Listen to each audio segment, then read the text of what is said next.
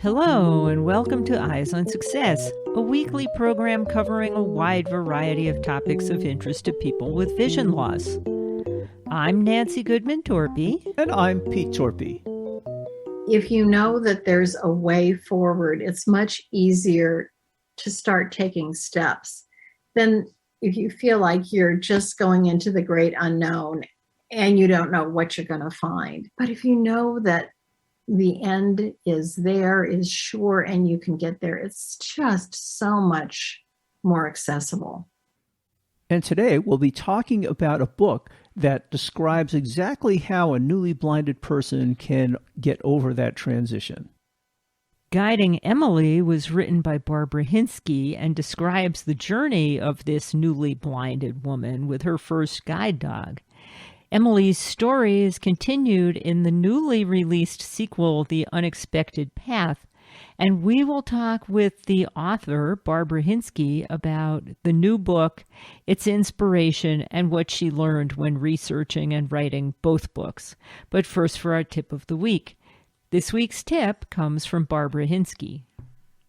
I guess my tip of the week would be, don't be afraid to make a start on something that you really want to accomplish in your life. Make a start, and as you're going along, doors will open, things will be presented to you that you couldn't see when you started. You just have to get moving for things to present themselves to you, and just keep going. You don't get anywhere without taking the first step. Yeah, absolutely. And I think Barbara was referring to Emily having to learn all of her blindness skills fairly quickly so that she could resume her daily life and her career and everything else. But what she said applies to everything. You are listening to Eyes on Success. Success, success, success, success, success. Let's start by meeting Barbara. Barbara, we've had you on Eyes on Success before talking about your book, Guiding Emily, and today we'll be talking to you about your new book. But for listeners who might have missed that show, can you tell us who you are and what you do? Hi, Nancy and Peter. It is so wonderful to be back with you on Eyes on Success. I'm an attorney who's turned novelist about 10 years ago. I write women's fiction and mystery thriller suspense, together with some sweet Christmas stories. And by far my favorite books to have written, the first one was Guiding Emily, and now the sequel, The Unexpected Path. And you came into writing your first book about Emily and her guide dog in an unusual way. Can you give us a quick synopsis of how that came about? Yeah, I was seated at a black tie fundraiser for a local library next to the development director for the Foundation for Blind Children. I've lived down the street from the foundation for 30 years and had never been inside. He invited my husband and I for a tour, which we took the next week. And I was so moved by the work that they did. I said to Steve, what do you need? What can I do for you? Well, they're a nonprofit. They need money. And he wanted to raise the awareness of the isolation that visually impaired people can feel within the sighted community. And I said, well, I'm a novelist. I can help on both those fronts. My book can talk about those issues, and I can donate proceeds to the Foundation for Blind Children, which I've done. And hence, Guiding Emily was born. Absolutely. Support for Eyes on Success is made possible in part by our corporate partners.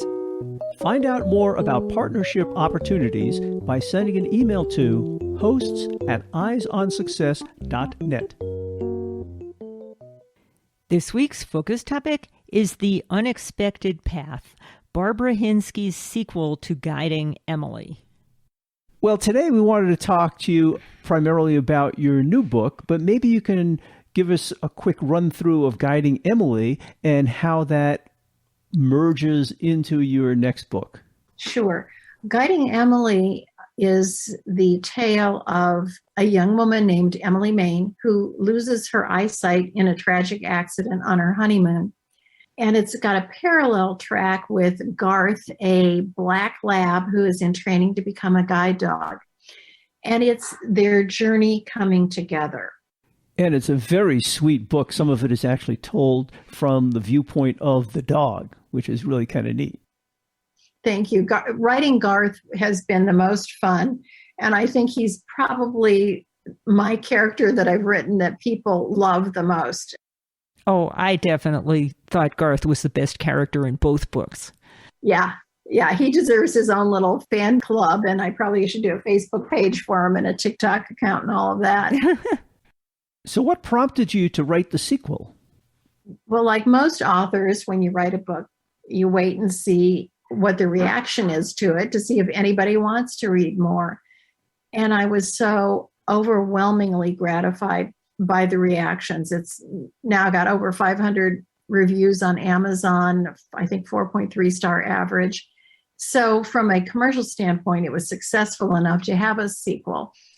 But more importantly, I received emails from literally dozens of particularly newly visually impaired people around the world telling me just how accurately the journey of someone who is newly blind is, the mental and emotional journey is, and how hopeful the book was, how it gave them hope. Gosh, I can think of nothing I would rather have someone say about one of my books. You know, I left the book where I could continue the story if people were interested, and I was so encouraged, and it was so much fun to write the second book. So tell us the title of this new book and give us an idea of where it takes Emily and Garth. Yeah. So the second book is called The Unexpected Path, and it's got a new character in it, a woman by the name of Stephanie and her guide dog, Biscuit. They're friends of Emily's, and they got written in because I donated naming rights for a character in one of my books at this black tie auction to benefit the local library, and a woman who is visually impaired and has a guide dog named Biscuit bid on that because she wanted Biscuit in the Guiding Emily sequel. Oh, terrific. So that's why we've got Stephanie and Biscuit. The woman's actual name isn't Stephanie. She didn't want her real name used, but I think anybody who knows her is going to know it's her. So Emily is now learning to live on her own and is back at work. She's a programmer at a big technology giant, think Google or, Apple, one of those. And she's finding that she is very competent and very capable to do her work, but the team she leads is trying to protect her and keep work from her and thinking, oh, well, she can possibly handle all of this. So there's that frustrating disconnect. Well, for people who haven't had any of these experiences, for women, if you've had a baby and you come back after maternity leave, and then pretty soon nobody wants to assign you the big projects because, she probably has to leave on time every day, and she couldn't possibly do this, that, or the other. I drew on those of my own experiences when writing Emily's feelings. So I've got that. And then the other plot line is her husband, who she separates from in the first book, comes back in the picture, and there's some resolution on that.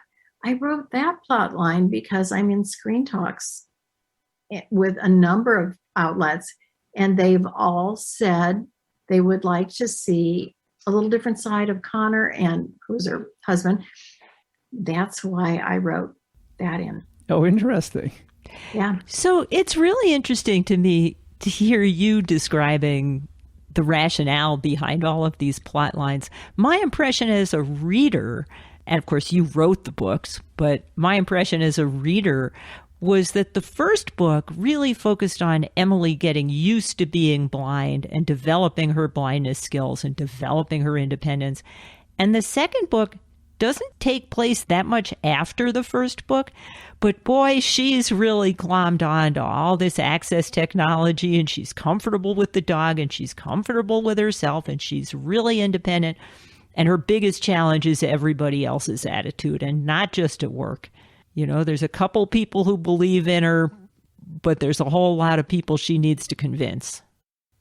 Yes, absolutely. And worry a little bit as the writer. I don't think that level of competence is necessarily that easily acquired, but I don't know if I'm going to get a chance for a third book. And I really wanted to hit that mark of showcasing the fact to the sighted community that the visually impaired are every bit as capable as everyone else. That is such a high priority for me in this book, is to raise awareness. So I probably compressed the time frame that it takes to get to that level in the book. And I hope no one who's experiencing that feels discouraged by that. But the overarching theme is the hopefulness and the competency and showing other people, particularly because in my research, I've learned that the unemployment rate among visually impaired people is horrifically high. And that's terrible, because having a good job is part of leading a satisfying life, I think. Yeah, it's amazing. The unemployment rate for visually impaired folks is on the order of 70% or so, if you read some statistics. That's jaw-dropping. I think when people hear that, I know my jaw dropped the first time, and I thought, I got to try and do something about this. I don't know what I can do, but I can certainly write a book that showcases that. The cover of Guiding Emily was beautiful. It was a close-up of Garth's head framed in Emily's hands. What's the cover of The Unexpected Path? Thank you. Yeah, I loved Guarding Emily's cover, and I thought, oh my God, what are we going to do to top that? So I wanted to keep that close-up, that intimate view into the dog and the dog's eyes. So The Unexpected Path has Garth a little bit in the background and the close-up of Biscuit's face, and Biscuit is a yellow lab. So you've got those big, sweet dog eyes looking at you and drawing you in. That's what I'm hoping. When we were setting up this interview, one of the thoughts we noodled back and forth was that you wanted to tell us what you've learned in the process of putting these books together. And the first thing that jumps out at me is probably your awareness of all the technologies and methods that blind people develop to adjust to having a normal life and do the things that sighted people would do. The beginning of the book was almost a catalog of assistive aids, and you mentioned the pen pal, the Alexa skills, etc. I was really impressed. Thank you. I found that research so interesting and so encouraging. The phone apps to help people navigate, and apps that you can use to scan currency, so you know whether you're handing somebody a 10 or a 5, and apps that let you connect with a volunteer who's going to let you use your camera on your phone to scan the grocery store shelf, so they can tell you, okay, what you want is, over here versus over here. I hadn't even thought about grocery shopping when you can't see what's on the shelves and how much time that must take. Yeah, there's like a billion little challenges, but somehow people find ways of overcoming these challenges and doing the tasks that they need to perform. And it was kind of interesting to see you showcase much of that in your book. So it can give people hope that even though I have some vision problems, I can actually lead a normal life. Well, that's certainly the takeaway. And I also really want employers or potential employers to say, people who are visually impaired are superb problem solvers because they do it all day long, every day. And it's like any other muscle that you exercise, it gets better with use, especially now through, the last couple of years, for employers doing things in new and different ways, reaching the goal in a way that you couldn't do, before lockdown, for instance, is essential. And I think that sort of problem solving is certainly a core strength of people who are visually impaired. If I was in a position to be employing people today, I would look for that. That's interesting that you say that. We've interviewed lots of people in particular about what kinds of careers and jobs they have and how was it interviewing for the job. And so many of these visually impaired individuals have said, well, one of my skills, and I think it's common to all of us, is that I'm really good at problem solving. And you just have to convince the hiring manager that that's true. Yes. And that's one of those things. How do you convince someone else? I guess you go in with examples, but I'm hoping that my books will kind of change the base level understanding and mindset of people in the sighted community so that the bar to convince somebody that, hey, I'm really good at that, won't be quite as high. Yeah, I think for sighted people, it's hard to envision how a blind person might perform certain tasks. And even for a newly blinded person, if they're used to relying on their sight for their entire life, it's hard for them themselves to think that they can perform everyday tasks on their own. And your book is really a nice showcase of how that can be done, with what tools, what reactions you're likely to get from other people, and how to work within that whole context. And I think there is a large appetite to learn about this within the sighted community. Of those 500 plus reviews I've mentioned, I bet you at least 25%, maybe more, mention how much they've enjoyed learning about how visually impaired people do things in their lives. That's just a constant thing that people keep saying. That they say that a lot, and they say we love Garth. Those are the two things that people mention most. Well, and then Garth develops a relationship with Biscuit. It's really just so sweet. Yes, it is. I thought that was kind of fun. And Garth gets to do a little matchmaking. It turns out he's got a little bit of a superpower in terms of matchmaking. And I like that. In writing that, because I don't want I've got a dog that thinks he doesn't talk, but I'm writing from a dog's perspective. So I guess that isn't too realistic. But I talked to other people who use guide dogs because I didn't want this book to become silly. And I said, do you think your dog knows whether somebody is nice or not? And could you ever see your dog fixing somebody up with somebody else? And every single solitary one of them said, oh, absolutely. I know when my dog likes someone or not. And I could see my dog, taking me at the bus stop to somebody they wanted me to meet or stand next to or sit next to or something like that. So I thought, okay, well, if the people who work with these guide dogs say sure, then who am I to say no?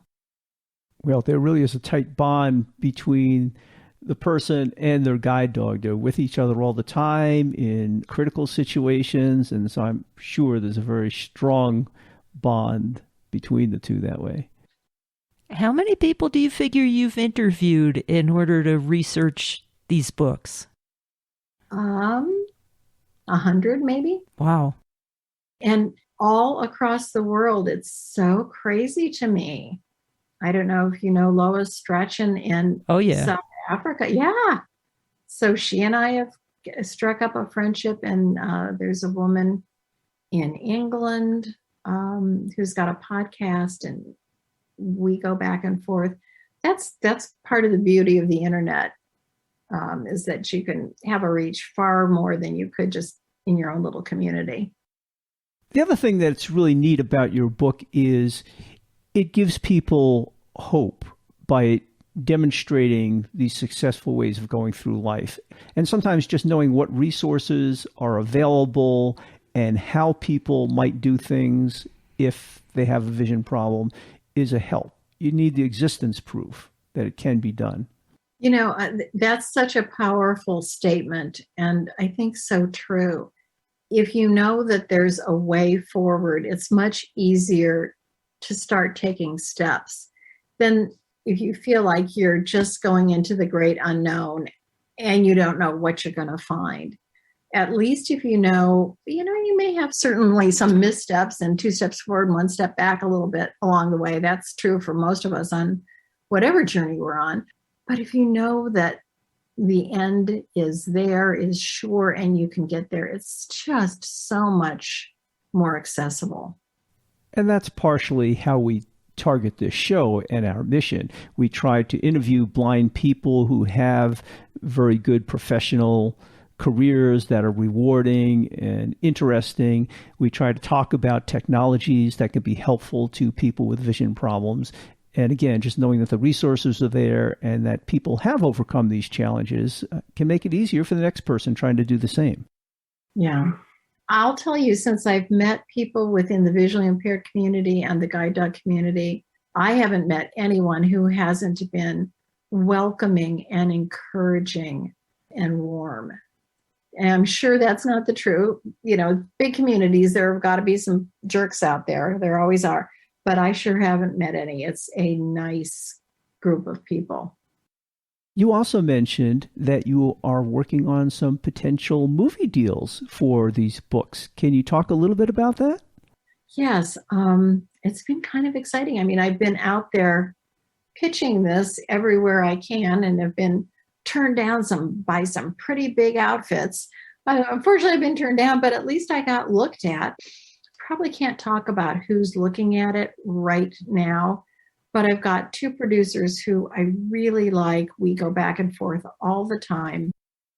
What I thought was interesting was you talked about some of these producers having an influence on the book as it was being written. I always thought it was the other way around. They would take the book and say, well, can we modify the character a little bit for the movie production? Well, and I think that's usually how it happens. But since I had talked with these two producers for hours and hours on end about the book, I mean, they were really into the book and into my research and into my vision. And I said to them, so what do you think? Where do you think this, from your viewpoint? And they told me they would like to see Connor a little less one-sided because in my mind, I thought he was such a jerk. And interestingly to me, when I heard the narration of it, when it was made into an audiobook by Podium Audio, the woman who narrated Connor's voice, I saw him differently. I saw him more like the producers were talking about it. So it made it a little easier to write it that way. So I decided, well, what the heck? I want this thing to be on the screen. So let's write it the way they want to see it. And fingers crossed, hopefully it will help. Well, good luck with that. That sounds like fun. Thank you. Well, I enjoyed the first book, but I enjoyed the second one more. And I think some of this multifaceted personality that you gave, not just to Connor, but also to Emily and Drew and Zoe, and there was a lot of growth between the first book and the second book. I can't tell you how thrilled I am to hear that, because so many times people write one book and then after that they kind of tail off, and I work very, very hard to try and make them better as they go. So that is just so thrilling to me to hear. And I'd like this to be, frankly, a TV series, and that's kind of the talk as well. I think there's plenty of material here to make this a recurring series. Well, we'll keep our eyes and ears open. Believe me, I'll shoot up a flare. Okay. Is there anything we missed? Guiding Emily has replaced The Adventures of Huckleberry Finn as the textbook in adult Braille education. Oh, cool. What in the heck? Because of its current message and its hopeful message. So that was fun. And the Missouri Department of Education contacted me to license a portion of Guiding Emily to use it in their standardized testing in the reading section. Wow. And I thought, well, how in the heck did that happen? It happened because somebody on the board that produces the test read Guiding Emily and loved it and said, well, we need to get this in here. We need people to know this stuff.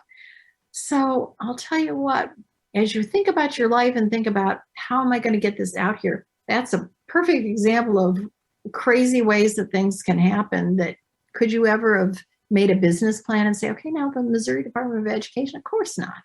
But okay. Yeah. Yeah. Oh, that has to feel good. Good for you. Yeah, that's Nice. great. That ties into your raising awareness goal. Yes. Yeah, it does. It gave me some needed, encouragement. You are listening to Eyes on Success. Success, success, success, success, success. Now for this week's final item, how to learn more about Guiding Emily and its sequel, The Unexpected Path, how to obtain either or both books, and how to contact their author, Barbara Hinske. Well, Barbara, if people want to find some of these books, where would they find them? I'm on Amazon. The ebooks are exclusively on Amazon so that I can put them into Kindle Unlimited because I get a lot of sales. A lot of my readers are on Kindle Unlimited. So Amazon, and then libraries I'm also on Ingram Spark, and libraries order from Ingram Spark. So if anyone would like to request their library order it in, the libraries are generally very happy to do that. And you mentioned it was also available in an audio version.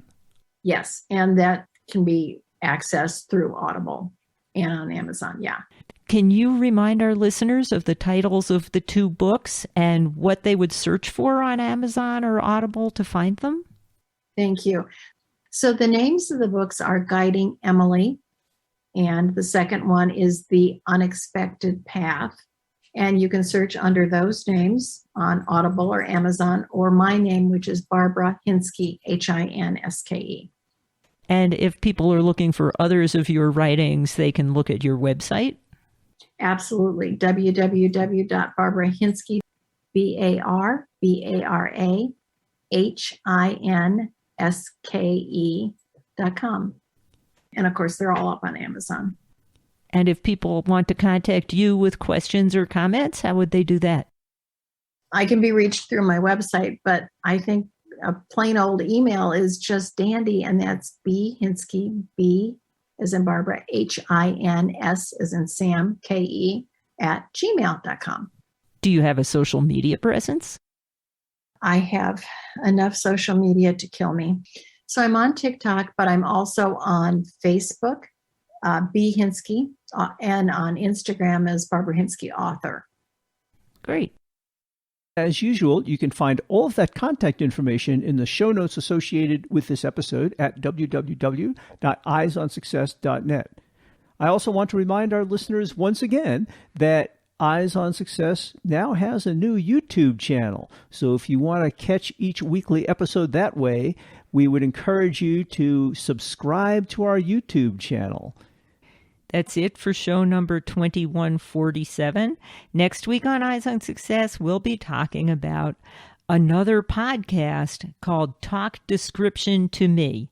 J.J. Hunt is an audio describer and storyteller, and Christine Malik is an inquisitive member of the blind and partially sighted community who's always wondering about something. Together, they host and produce the Talk Description to Me podcast, and we will talk with them about this innovative podcast geared to explaining things that they can't see to the visually impaired. There are so many podcasts out there that it's sometimes difficult to choose which ones you want to listen to or even find one that's interesting. But this one is really particularly geared to the visually impaired and is a little bit different with the descriptions that they give of all the news-related articles that they talk about. So we hope you'll join us all next week for that episode. You've been listening to Eyes on Success, hosted and produced by Nancy Goodman Torpey and Peter Torpey. You can access the full archive of previous shows, subscribe to the podcast, and much more by going to our website, www.eyesonsuccess.net. If you have questions about anything you've heard on the show or have suggestions for future shows, send an email to hosts@eyesonsuccess.net. Thank you for listening and have a nice day.